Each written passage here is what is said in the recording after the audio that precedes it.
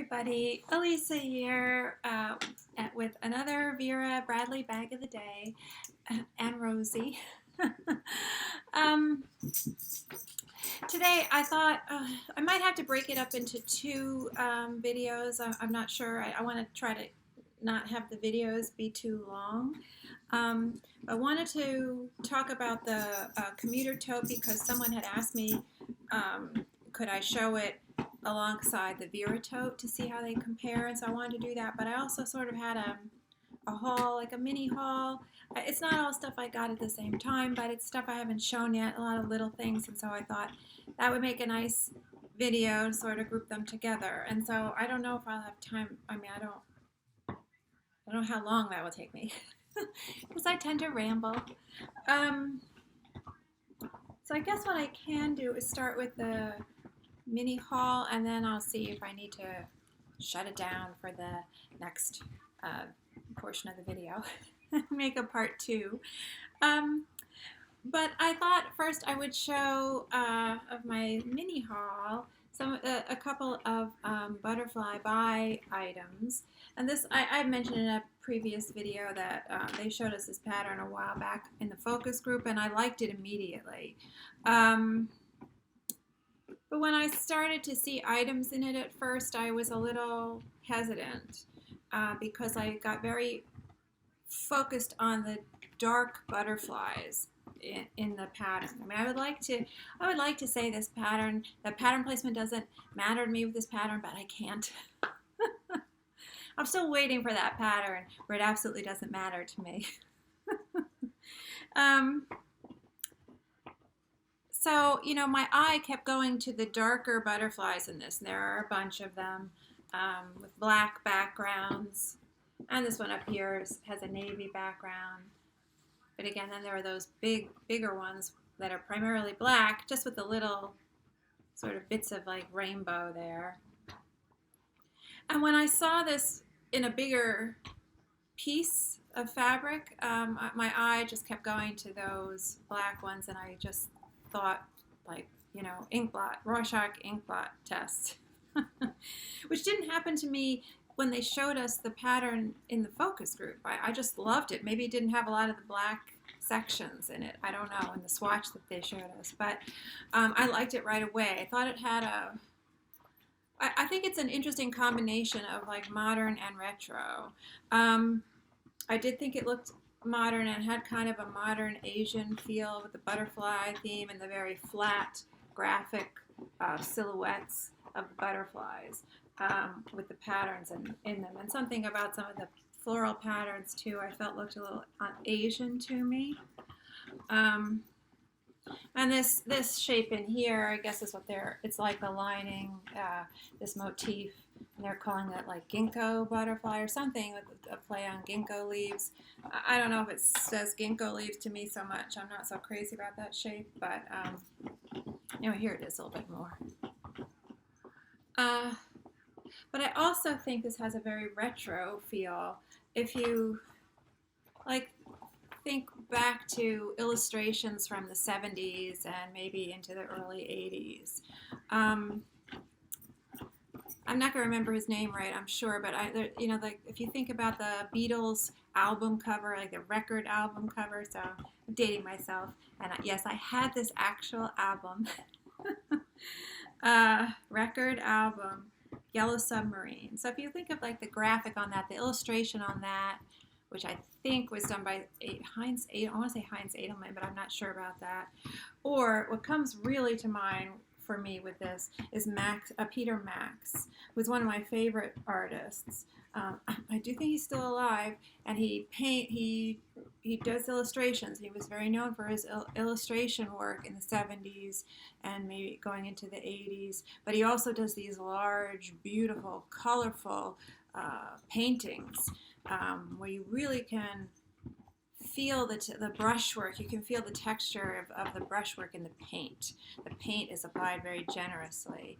And so, I don't know, I saw this and I really thought of his illustrations, especially these butterflies with these rainbow sort of elements at the tops of their wings.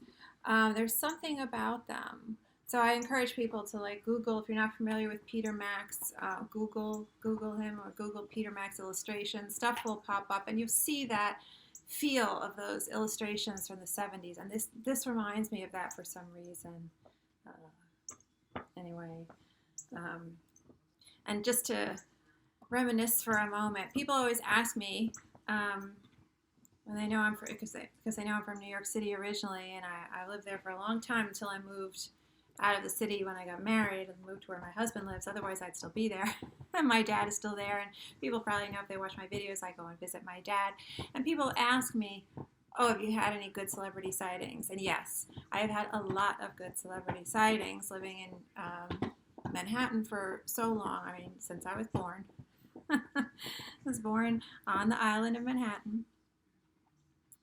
But I would say that the best, I mean, I've seen a lot of good celebrities. I mean, for a while, one of my apartments that I lived in, that I rented in, was right around the corner from the Beresford, which is a well-known, beautiful pre-war luxury building on Central Park West on the Upper West Side, and a lot of celebrities live there. Jerry Seinfeld lives there, John McEnroe and his wife, Patti Smith, Scandal. They live there. I've seen that. I've seen Seinfeld and McEnroe and Smith, and Beverly Sills used to live in that building. For opera fans out there, which I am an opera fan, I love seeing her. She's the only celebrity I ever spoke to, went up to say something to on the street, because I tended not to want to impose. But my best celebrity sighting, and I mean the list can go on and on. I mean, I was in an elevator with Simon Le Bon from Duran Duran. So good celebrity sightings, but my favorite one is definitely Peter Max. And I was in a cafe, it's not there anymore, Edgar's. I think it was like on 84th Street off of Broadway. Great tiramisu. Best tiramisu I've ever had in this country. I was sitting there with a friend late one evening, very crowded, and Peter Max was at this table, sort of in a way that he was sitting that we were facing each other. And I was saying to my friend, I think that's Peter Max. I'm not sure, but I think that's Peter Max. And he was with this woman, we'll say woman, but this woman who was way too young for him. And I said, I'm not sure if that's Peter Max. And I think he kind of saw me staring at him, and he started doodling through at some point when he's sitting there, and I said, he's doodling. And when he finished the doodle, he held up the doodle for his, for the woman who he was sitting with to look at. And I could tell from the doodle, I mean, that confirmed it for me, because his style is so distinct. If people know his illustration style and the way that he draws people, he has a method, he has a look. And that's probably part of the illustrator in him as opposed to the painter. But you see that even in his paintings. It transfers over into his paintings. But it was just the greatest moment when he held up that doodle. It was like the equivalent for me of it's World War II and Picasso's over in France and he's, doodling on napkins in a bistro. So that was very exciting for me. And this reminds me of Peter Max, and I think that's why this has been growing on me. This is the wristlet, which I've shown in other videos and other patterns, and I just like it for masks. And I still am carrying some masks and gloves with me because I'm vaccinated, but I feel like there's times when you still, where you have to go into a store and maybe they still want you to wear a mask, or there are certain people. I live near someone whose wife is severely immune compromised. I can't remember the name of the illness that she has, and she can't get vaccinated. So, out of respect, sometimes you still want to wear a mask around certain people. So anyway, it costs you nothing to be kind. So I do keep masks, and I do wear masks still. I also got this scarf in Forest Canopy. I do love this pattern. And this scarf is interesting. I did see this in the store before I ordered it when it was on sale. I ordered it when it was on sale, but I had been looking at it in the store, and I noticed that, unlike most of the scarves, where the pattern, if you put the scarf on this way, and it hangs down. The pattern is upright, especially because they do this great thing where, you know, down the center of the scarf, they switch the orientation of one of the sides of one side of the pattern so that both sides are hanging right side up. But this scarf, the pattern is oriented the short way, not the long way. So this, you know, this short way is how the pattern is right side up, and you can tell that by looking at the birds. So in order for the birds to be right side up, there's one right there. Let's see, the orange bird. It has, you know, the same three birds. No monkeys. There's a red bird. And the blue bird is on here. Here's the blue one. Right there. So it has all the same elements and no monkeys. Anyway, I just thought that was so very pretty, you know, very, it has a nice translucent softness about it. This is hand wash. It's rayon, and it's hand wash. What else? I threw all my haul things in here. Oh yes, the other butterfly item, which I was so excited to see. I saw this in Hallmark the other day. Was the coin purse. Yay, the coin purse is back. Because I always get worried when it doesn't release in a pattern, and it didn't release in Rainforest Canopy. So when I saw this, and this, you know, like, so this, the smaller elements, especially if you're, you know, compulsive about your pattern placement like I am, and you're trying to avoid, say, like the darker butterflies like I am, it can be hard. And also with a smaller pattern, with a smaller item and a bigger motif, it can get cut off, and sometimes you're not even getting enough of a section of a butterfly that it reads as a butterfly. You're getting like negative space. So I was pleased to see that, because I feel like it, you know, it's like one of the lighter pink colors and it reads as a butterfly. And same thing here. You get enough of both of those butterflies that they're reading as butterflies. You can see the background color is sort of two-tone light blue. It's very pretty. And I don't know. I don't know if this is the first coin purse with a D ring on it, but you know, that's kind of handy if you wanted to clip it to something. And the inside is, you know, the same as the other ones with that little like slip pocket divider in there.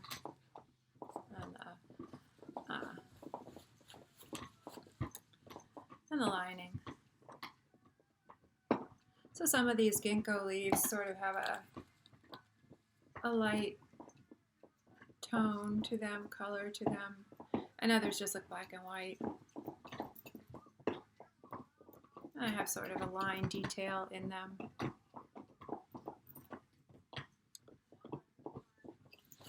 So I was pleased to find this in Hallmark, because, you know, I've decided I need to keep Hallmark in business. My Hallmark does get a good selection of Vera, and so I feel like they are tracking sales probably, and you know, sending more stuff to the stores that do well. So I like to help my store do well. Apparently. I found this wide lanyard. Where did I find this? Oh, also at Hallmark. Rainforest Canopy. The bluebird there. I saw, you know, this is enough of, the wider lanyard gives you enough of a strip of fabric to get a little bit of the bird that'll still read like a bird. So I felt kind of lucky to find that. I'll figure out some use for this. And I did say, right, this is Rainforest Canopy. 2 people know that. I don't remember whether I said that. The mind is the first thing to go. And then your eyesight, which is why I started buying sunglass and reader's cases. And so I do use these a lot, especially the reader's cases. And they fit regular eyeglasses really well. This has a little bit of a bird there. It's a little cut off, but I figured, well, you know, I don't want to be looking forever for the perfect bird. This is good enough. And I just have my lens cloth in there. I remember I feel like back in the day, at least the sunglass cases used to come with a lens cloth. I mean, I got a couple of them from like a discount store, and they had lens cloths in them. Just a solid color, but that's kind of nice, and they're not doing that anymore, unfortunately. Anyway, there's the red. It's coming out a little orange. It's funny the way my laptop wants to make the orange birds, the red birds, look a little bit more orange, but they do look a little bit redder in person. Nothing on the bottom, just a pattern. So I do use these, and so not too expensive an item. Just get a little bit of the pattern. And one last thing from the haul was the also from Hallmark was the Tropics Plaid Carson cellphone crossbody. Which I wasn't going to get. And I do have on my Instagram, I did post about this a while ago with pictures. I was up late one night watching Golden Girls, as you do, when you're trying to sleep. And an episode came on where Sophia was wearing a shirt that looked just like Tropics Plaid, only the version that's on the larger bags, like the totes. So it's just like this in color, but the strips of plaid color are wider. Her shirt is the exact same pattern, color palette, everything as Tropics Plaid. So I knew when the pattern first came out, I said this plaid looks kind of dated, and now I know why. I don't know, if that was an intentional, copying there, but it is hard as someone who's studied, art history since she could walk, and fine art, studio art. It's hard to be really original. I mean, when you sort of realize that there's this sort of continuum and timeline of art history and movements and styles and things like that. So it is, and you're absorbing everything. Everybody's doing. We're all absorbing, and it's hard. You absorb it, and then you sort of use it, and it comes out in other ways. And so I don't think that everything is an intentional copying, but this is so exactly the same pattern that it's a little uncanny. I mean, it's a little like, gee, that's quite a coincidence. But anyway, it is hard to be original. So I wasn't, because I thought the pattern looked dated, I wasn't so hot to get it really. But for nostalgia's sake, I started to think of it. I think of this as Sophia's plaid. Like, that's what this should be named. And so I was in Hallmark, and I had some Carson cellphone crossbodies in a jar. It's like display jar. And I saw this. And I could not believe how the plaids lined up. That's one of my beefs with the Vera plaid patterns, is that they don't pay attention to the plaids lining up in different sections of the bag, and sometimes it can look really bad. And sometimes things are sort of askew, patterns aren't level, and with a plaid where there's horizontal and vertical lines, that really jumps out at you. And I understand it's very hard. They would have to piece things together by hand, and that's just not, that's not realistic. That's not cost effective for them. So I understand why it happens, but for me, that's a turn off with the plaids, that the stuff doesn't line up well. So when I saw this, I was like, well, I guess I'm getting that, because what are the odds? I'll never find another one so perfectly lined up. And there were two other ones in the jar, and neither of them lined up. They looked like every other, misaligned plaid Vera item. So I did get this for that, for the nostalgia of it, the Golden Girls nostalgia of it, and the perfect alignment there. So you can see on the back, it doesn't, where the back of the flap tucks in, it doesn't align. And that's how most of them look. And it doesn't always look terrible. Sometimes it looks okay. Other times it doesn't. It depends how the colors are, lining up. So that was that. It comes with a strap, but I've removed the strap. It's removable, and I just pulled it off because I just use this in my bag. People have seen my videos. They know how I use these. And it does have a slip pocket in the back, which is nice because you can fit a zip ID in there. You can fit things, tuck things in there. So that's nice. So that was that. So I see now I'm at about 20 minutes. So I think what I'm going to do, that's a good length video. So what I'll do is I'll just stop this video and I'll pick up again with the totes. Thanks so much for watching, and hopefully see you at the next video.